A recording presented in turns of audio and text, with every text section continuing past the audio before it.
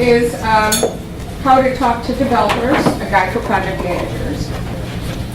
And it's also how to talk to project managers, a guide for developers.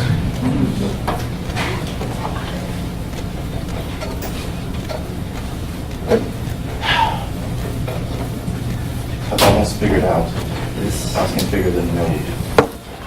User and parse through the system. It's taking me hours to put this line on set. Hey! Hey! Oh, good, you're not doing anything. Got a second to chat, it'll only take a second. What? Okay. Can I just get a quick status on EWL 2345? Is that what you're working on? You mean the ticket I was just working on? Is it done? Are you close? You gave me an LOE 16 hours and it's been 15 and a half hours. What are you blocked on? How can I help? Do you need more resources? Do we need to rescope this spread? Should we have a checkpoint this meeting this afternoon with the stakeholders? I've not had a full 15 hours to work on this with various activities, particularly a Mewtwo raid boss and Starbucks gym to the cash. I have to tell my stakeholders something. You're killing me, Holmes. So, after my epic Pokemon raid battle, I started working on ticket 2345, but I got pulled away with some PR review and some potential process improvements, like, how we can write better tickets and improve the requirements gathering process. So I'm not really far at all with that ticket, but the good news is I did discover a different method of developing the node. It will just take a lot longer than originally estimated. Awesome. I love my nerds. I love talking to my nerds. I have no idea what he was just saying. But while I have your attention, and you're not doing anything, can you give me a quick update on tickets 5623, 2541, 15496, 032, and I didn't see any updates in JIRA in the last half hour. Ticket 5623 is not completely defined yet. I have a pending question, and no work can start until my question is answered. And I noted this in PR 20. Ticket 14 is in PR 190, and my updates for ticket 15, 3490 are bundled in PR 190. Oh, right. I forgot to tell you that we had a meeting with the stakeholders, and we're going to have to pivot on 5623. Can't pivot. Well, business requirements change. No, they don't. It's really not a big deal. Hey, you know what? I'm going to update that ticket after Ron's on. I already started working on this. That means I have to scrap everything I've done and start from square one. Oh, great. Then we're on the same page. So we're going to be delivering this release on Thursday, right? Next month. Look, in order to account for whatever the new changes is, I'll have to refactor my current work. But before I start with the refactoring, I need to pre-factor tickets 2036 and 2037. And after you update the ticket, we should probably retro-factor all of the tickets. just to make sure we're following the development best practices. Okay. Well, that sounds like we're going to do some significant rescoping then. I wish you had brought this up in the protoscope meeting. I'll go ahead and schedule a retroscope so we can descope some of our deliverables. That's way too many meetings. Great. I will tell my stakeholders everything will be live this Thursday. It's great to talk. I love the face-to-face. Next one of us. Zapdos at Marion Towers. Already got 2. Let's get Zapdrass. So we get to go? Are we all done? Okay, so what we're on here.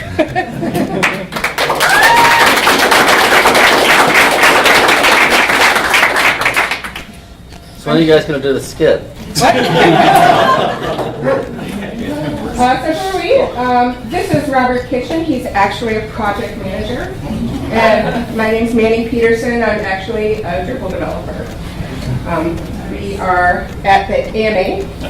So our mission at the AMA, we're a premier national organization which looks to be the voice of physicians, residents, and medical students.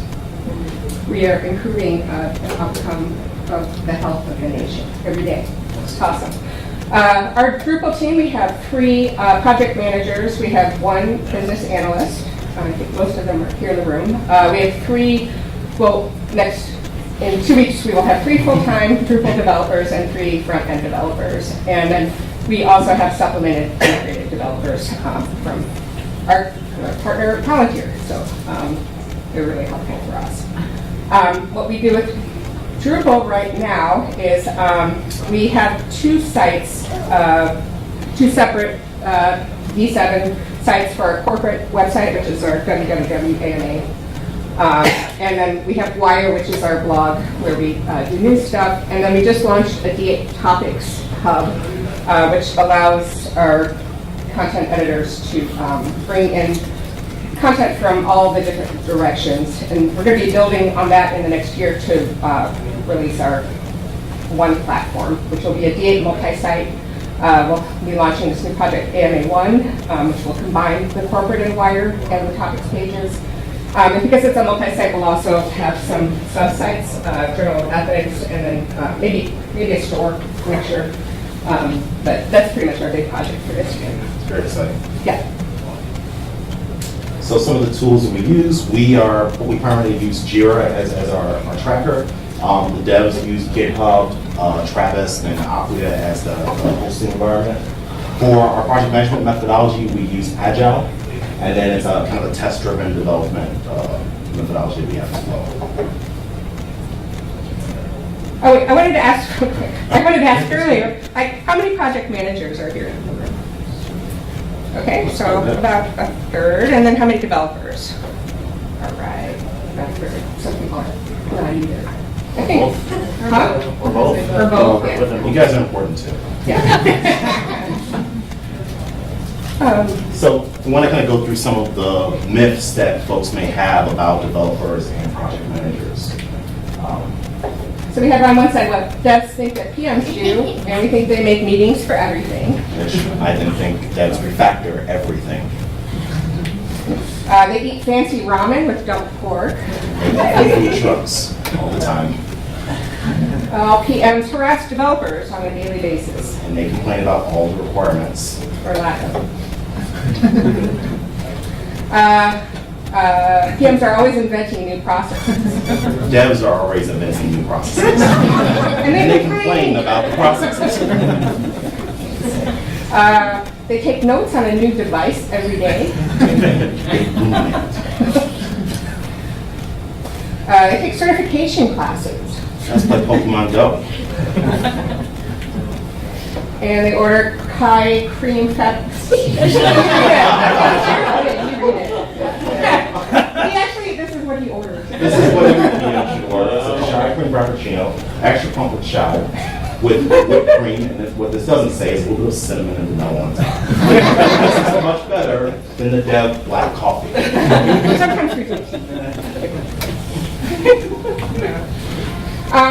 Some of that is wrong, but there is some truth versus perception. So this is where we're going to get into the stuff that we think about each other, which is actually partly true.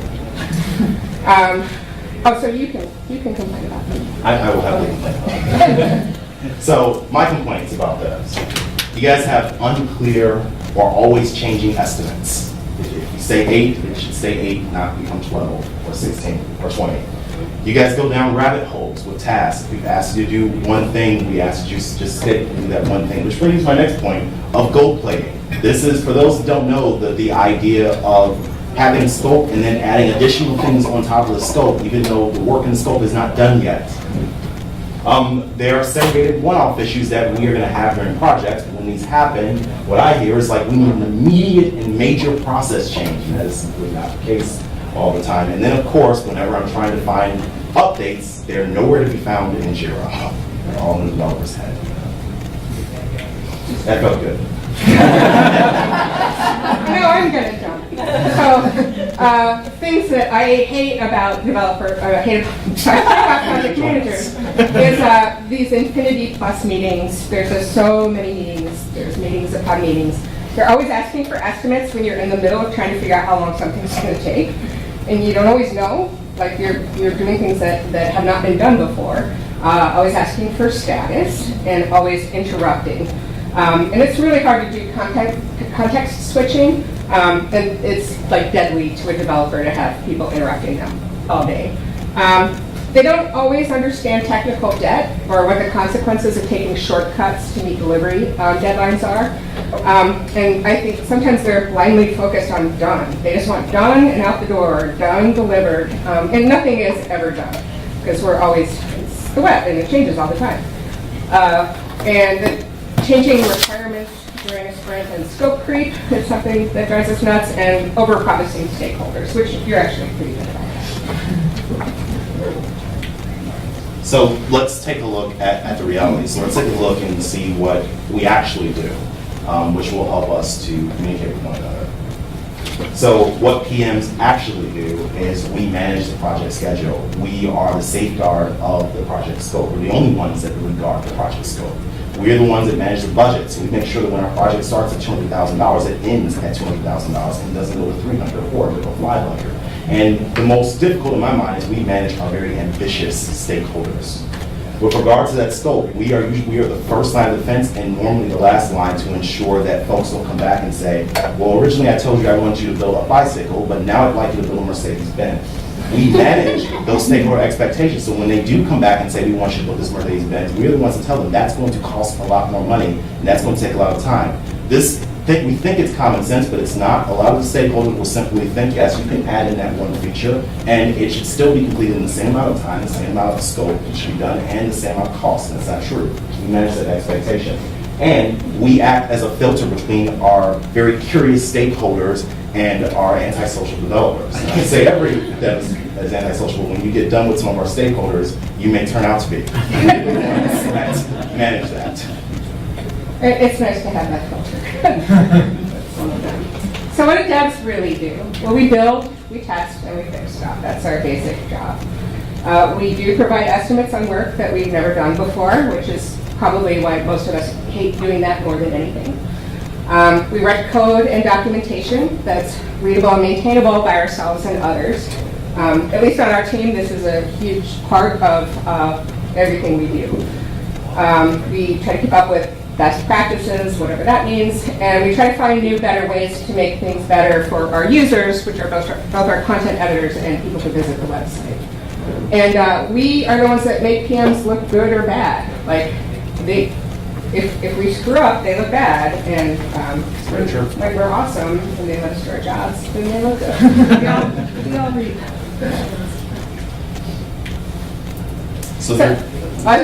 For me. So this is what devs need from PMs. And so if you're a PM, listen carefully.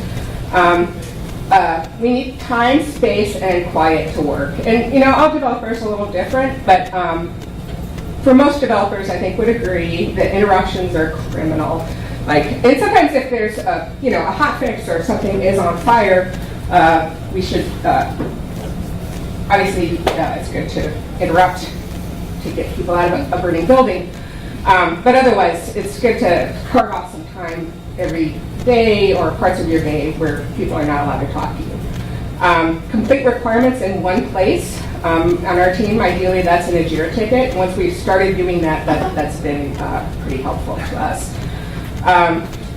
We need you to shield us from the stakeholders' requests and questions. We don't want people coming and talking to us directly because we're solution nerds, and so if somebody comes and says, hey, can you do this? I'm going to say yes, and that's why they come to me. So I need them to come to Robert so they can say, no, she's already doing something, because I'll just say, yes, sure, I can do that. So I need him to be that filter.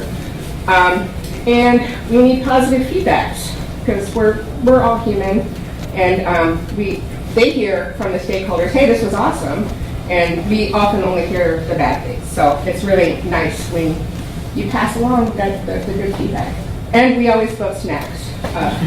Donuts. I should have put a screenshot of your, he did this awesome for one of our sprint retros 2 weeks ago. It's in Wikipedia if you Google cookie cake. There's a picture of it. And it was a prototype that he had made into a cookie cake for one of our sprints. It was fantastic. So that's a good thing that project managers should do. And that's what speaking of the subject, I will say, I think the positive feedback is extremely important because she's right. The devs sometimes don't hear this, and it's very demoralizing to just hear, fix this didn't work, fix this didn't work. So you get the compliments, definitely share them. That's huge. Right, so here's the things that PMs need. We need our updates in our stated location. So in our case, this is Jira. We need the updates in there with proper status. It needs to be correctly updated. So you can't say something is completed and actually it's still in progress, or vice versa. We need enough information to give our stakeholders. Our stakeholders are providing us with questions and expectations and glares every single day. And so we need to have as much information as ammunition to make sure that they're satisfied. We need accurate ticket estimates. This is huge for us. This is criminal to inaccurately estimate a ticket. Underestimate. Or underestimate. So always overestimate. That's just always overestimate. Just lie and then be a hero. I prefer that than saying that, hey, this will be done in 4 hours and it takes 4 days. And then we need you guys to understanding when refactoring is necessary versus when it's going to affect what we promised our stakeholder, and maybe we should go ahead and hold off on the refactoring for some of the rabbit holes. So these are just a couple of things that what works for us as a team.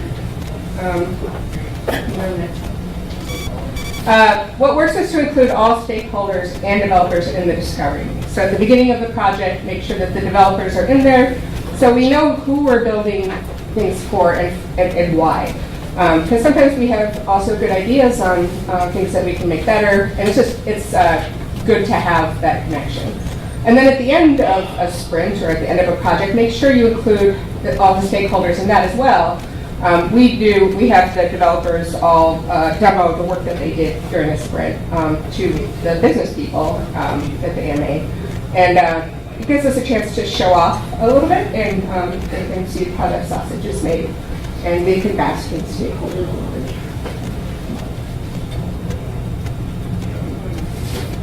You guys said we should also decide on communication channels. So you need to be clear to say if your updates are going to be in Jira, make that known. If your updates are going to be in Slack, make that known, etc. We don't always understand the tech speak. Some of us do, some of us don't. So when you speak to us, talk in human, please. It's okay to have dev private spaces so long as there's not work that a PM should be aware of, but that's okay if there are thoughts or things like, hey, this would be a good idea to kind of refactor this one when time allows, or this would be a good improvement that we should kind of follow up on. But really, this is what works for us, and we take some time to really establish these and do trial and error, figure out what's good for us, but it's important that you guys figure out what's going to work for yourselves and your teams. And be willing to change that too, because stuff will work for us for a while, and then we get a new hire or something doesn't work for someone. So we're revisiting it, we're refactoring our process of how we talk to each other all the time, trying to make it better, which is good. Successfully making it better, I'd say. Yeah, I think so too. This works. This is the international no symbol for developers. If they have headphones on, do not bother them. That's just. I wear them when I'm not listening to anything, just so Robert won't talk to me. Who doesn't do that? So that is a thing that works. So we're in the end, what do devs want, and what do Humans want. And it turns out we want both want the same thing. Quality product, delivered on time, it's needs for our stakeholders and users. We want to get paid and we want to go home. So it's amazing. We do want the same things, and we're on the same team. Yeah. And teaser. Oh yeah. Sorry. Ready to do this.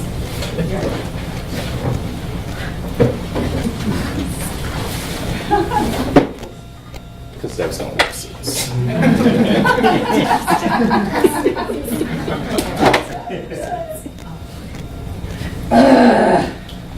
I have no idea what to. I should probably tell Robert before he comes over here and starts asking again. So then I type up into Jira. Stakeholders are asking for status again. Let me talk with Manny. No, wait. Let me check the ticket status first to see if there's an update. Oh yeah, looks like LOE changed from 8 to 12, but we'll still be on schedule. This is good. I have information I can tell my stakeholders. We'll need to walk over and nod and pick. And now there's a legendary raid battle. So the other thing is, I just wanted to plug, I wanted to plug, we're doing a presentation, a case study with our volunteer partners, Avi and Lauren Burrows, about our topics landing pages. And this kind of talks about the process that we do. This session will be tomorrow. So please come to it. Thank you.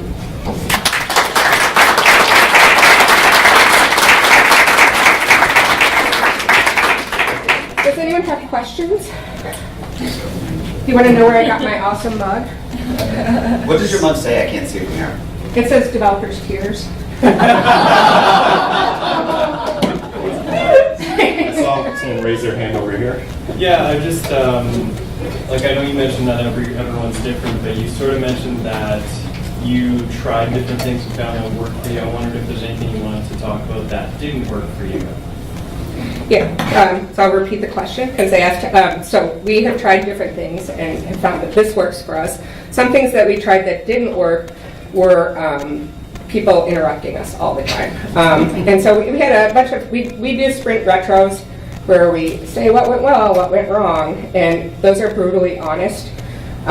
We're like ego-free, so like we all want the process to be better. So when something doesn't work, we bitch about it, but it's just at the end of the sprint so that it's not hurting the whole 2 weeks or 3 weeks in our case.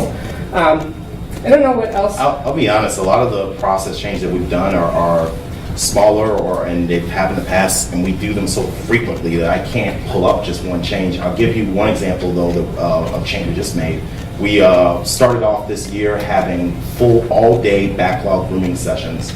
Spoiler, our devs hate them because they're all day, and we have our stakeholders in there all day as well. And we got to the retro after we tried them twice, and they actually said, you know what, we're not really using the stakeholders' time, and so we're actually going to reduce the need for the stakeholder to be there, so they're only going to need to be there for half a day. But again, we've gone through so many iterations of our process through the retros that I can't just pull one out. One other thing that we have tried that we'll say let's not do that again is fighting on Slack about technical things or about like things that are going wrong. So if I'm feeling like I'm not being heard or something, we get in a room and we talk. And the thing that's nice about the AMA is it's on site, which is very old-fashioned and square.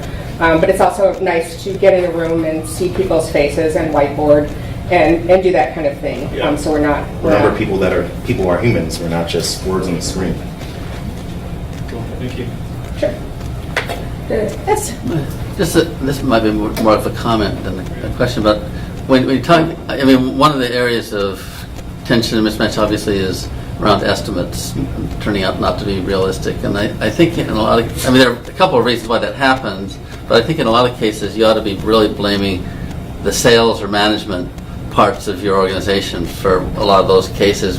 Because at least that's what I've experienced in a lot of cases, that if someone's trying to make a sale and they want an estimate at that point, and there's always pressure to make the estimate something that lets them make a bid that they know that they have that they feel confident will win the deal.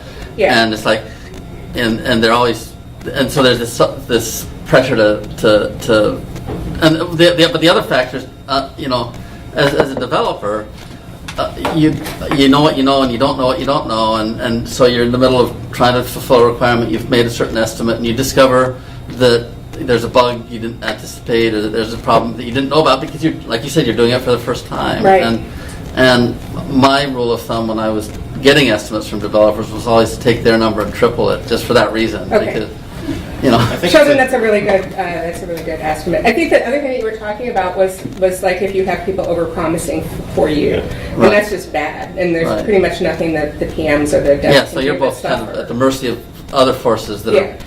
Yeah, it's definitely a team effort, because it's from one perspective, it's the PM and upper management's job to set realistic expectations for the stakeholders, even if those expectations are not what folks want to hear.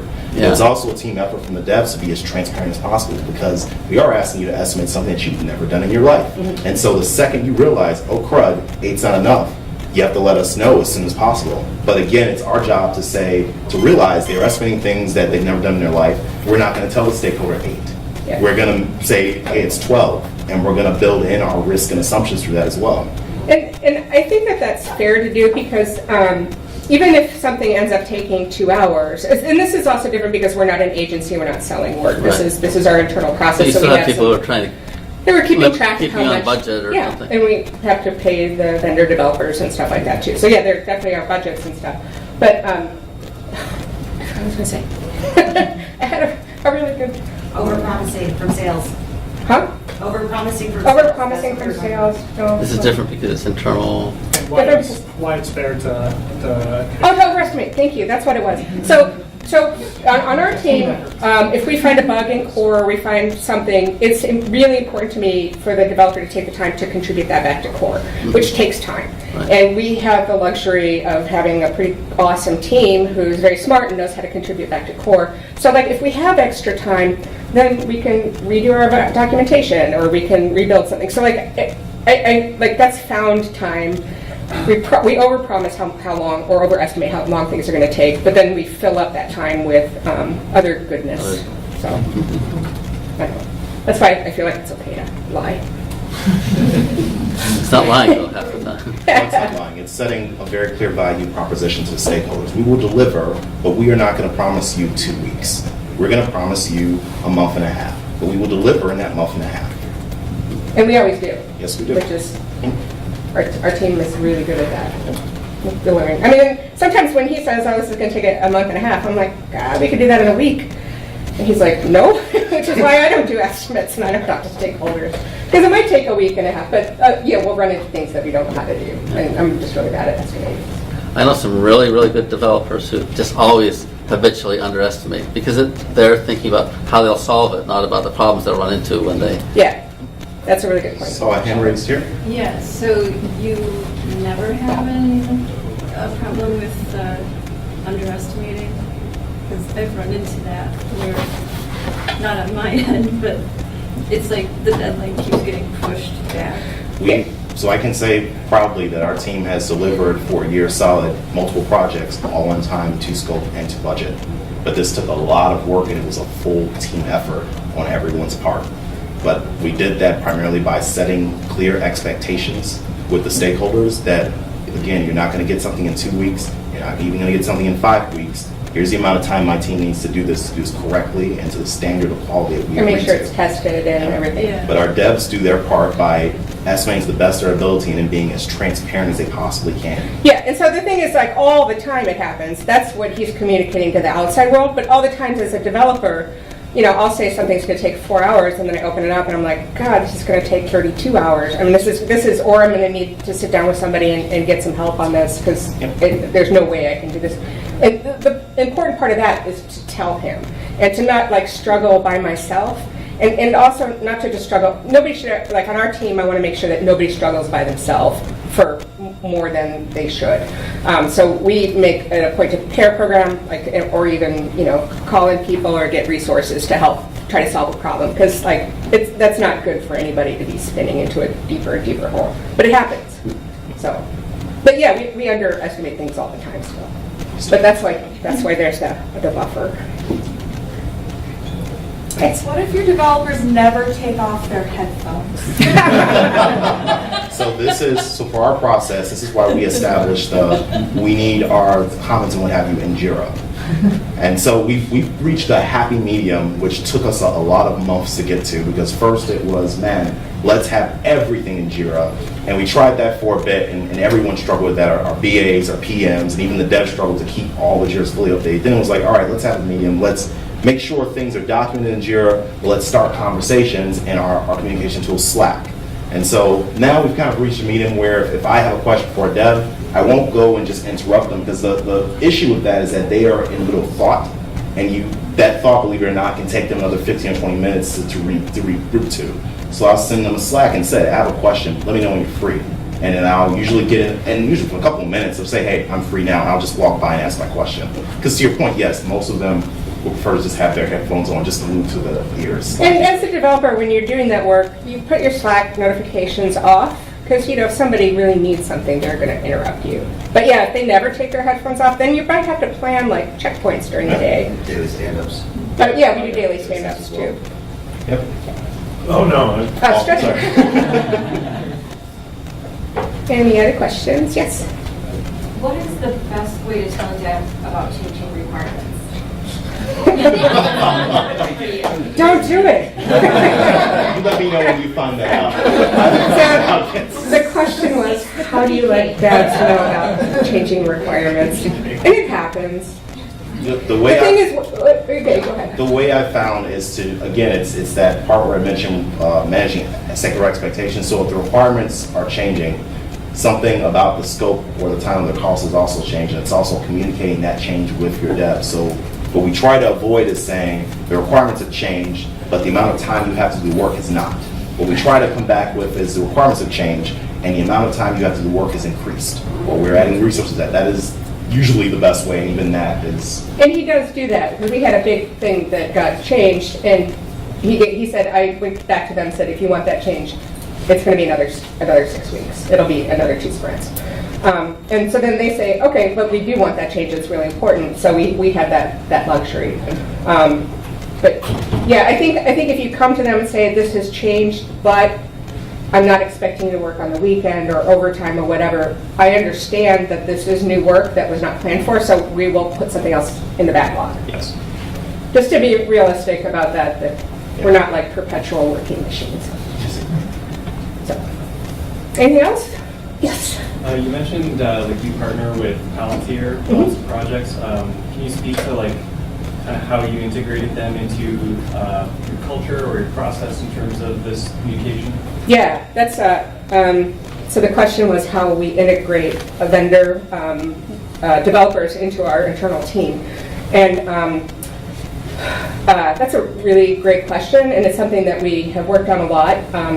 Palantir, because they have done a lot of work like this, had a lot of ideas about it. Meg Plunkett gave a presentation, I think, here last year about how to integrate external teams into an internal team. And from last year, you should watch it because she had a lot of really good things to say about that. We're lucky that we have Palantir is local to Chicago, so we have them come into the office a couple days a week. And I'm really just like, these are our processes, and you follow them, and we give them, like, we have so much documentation in Confluence, which is useful when you're setting up or when you're doing tickets, and this is how you do your tickets, and this is how we do testing, and this is what we expect in a pull request review. And we have everyone review everyone's code, so everyone does code review. I think what also. And we try to get together sometimes too, as humans. Yeah, I think what also lended to this is we're following the Scrum process, so we have the retros. We include our vendors in all of those touch points. So you're in the daily Scrums, you're in the backlog room, but you're also in the retro where you can make recommendations. We try to set it up where anyone that works with us is a part of the team. You're not just this vendor that we just use for work. You're a part of the team, and so your opinions actually matter. And I think that did help a lot. Oh, for sure. Because they're also super smart, and like we've had a really good working relationship with, and a healthy idea. And that's part of our like no ego on the team is we will have fights about things, but like if nobody gets mad, and we can pick different ways to do things. Come to our session tomorrow, and we'll talk more about that. Yeah. Thanks. Can we have time for maybe one more if anyone wants to raise a hand? Were you actually born in the 80s? 1989, Chad.